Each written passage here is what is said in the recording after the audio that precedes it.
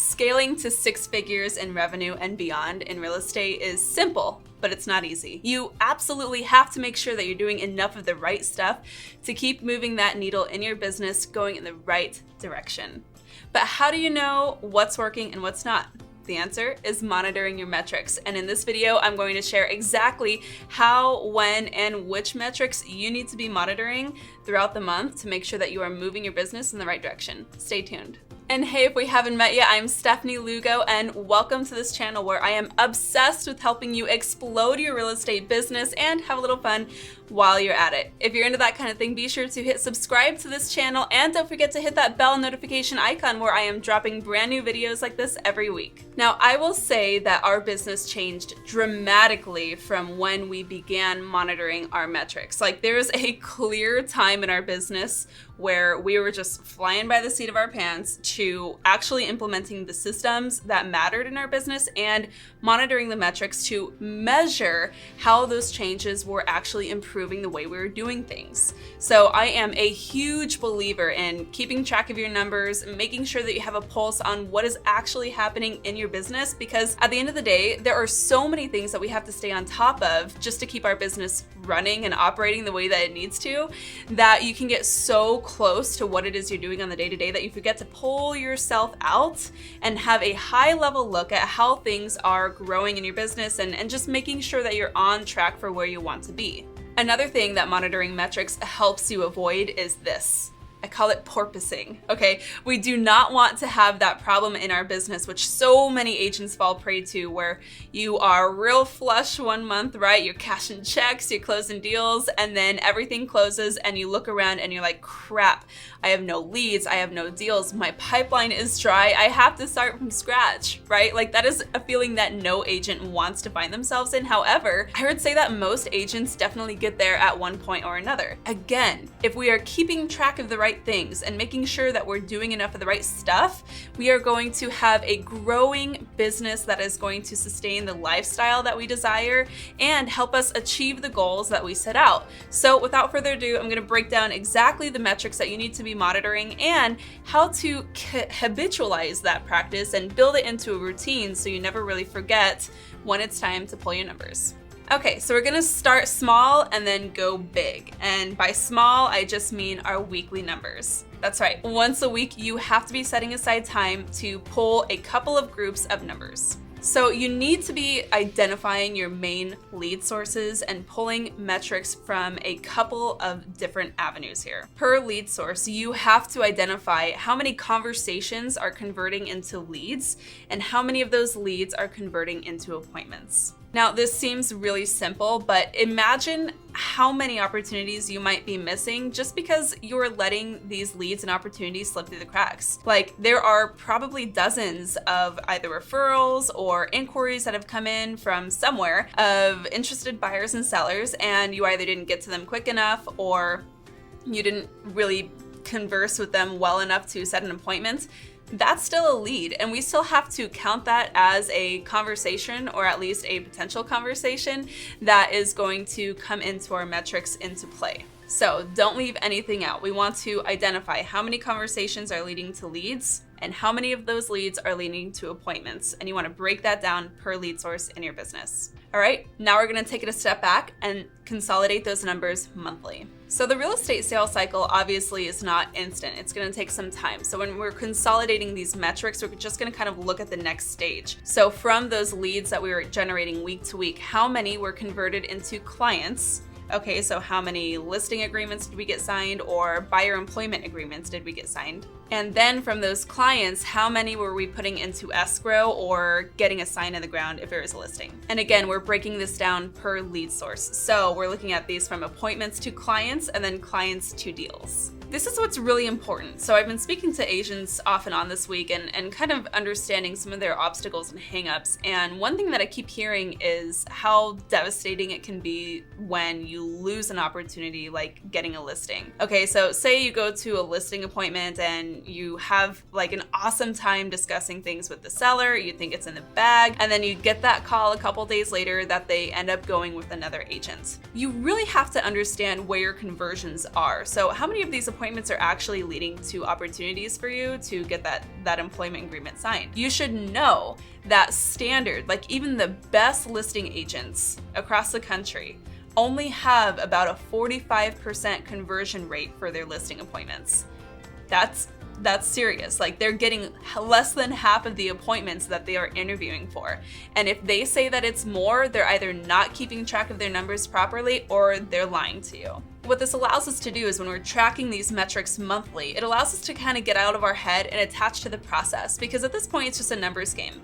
We don't have to feel super devastated if we lose out on one listing appointment or if one buyer ends up just going another direction, right? At that point we say, okay, well, on average, if I look back at the last couple of months, I have a 40% conversion rate for my listing appointments, so I just need to go get one more listing opportunity and hopefully that will be the one that will turn into my deal. One thing that I'm also doing monthly is I'm going to take this a step further and close out my reporting. So I have a lead report, a deal report, and my financial reports that I consolidate monthly. So I really highly encourage you, once a month, gather all of your leads and make sure that every single lead you received that month has been identified, put onto a spreadsheet, and it is up to date to that month. I usually do this on the last Friday of the month to make sure that I have an updated record of all of my leads. I do the same thing with deals, so I have another tab in that spreadsheet where I have all the deals recorded, and then I also have my financial reporting, right? So our P&L for the month, our budget, those records have to be updated because you really do want to make sure that you have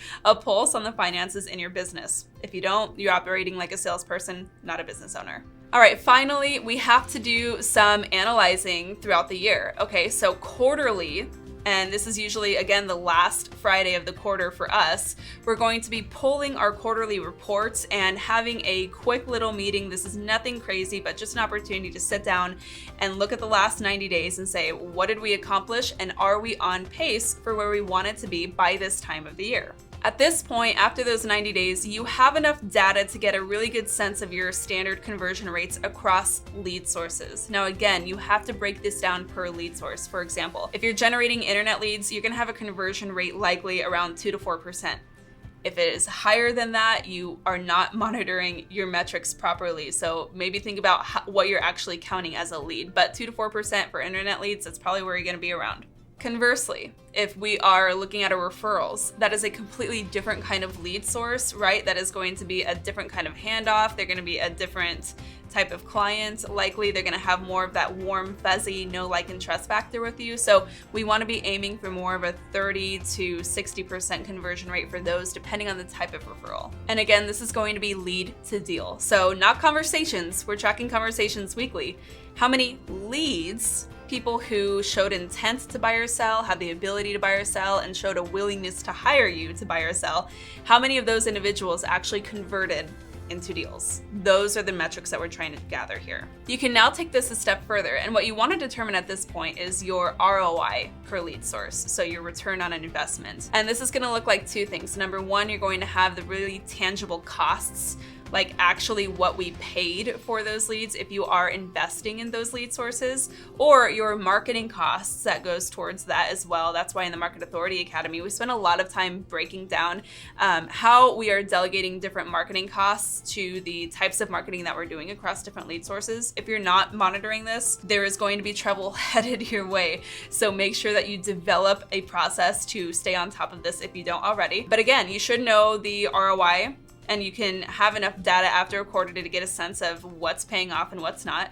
And then you should also understand the return on your time. So if you're spending a lot of time trying to generate traction in a certain lead source and it's not turning into anything for you, after about 90 days, maybe 180 days, you can then start asking yourself some data-driven questions. And I think that this is a really important distinction from making a decision based off of numbers and data that you are collecting like a business owner, and not just the feelings of the changing winds of this really tough industry, because it can become very overwhelming, very scary, very fast. And if we're not backing up how we feel in our business with numbers to verify, then we can make some really poor decisions in our business. And so that's another reason why we really want to be understanding the return on time and the return on the money that we are investing in these lead sources as well.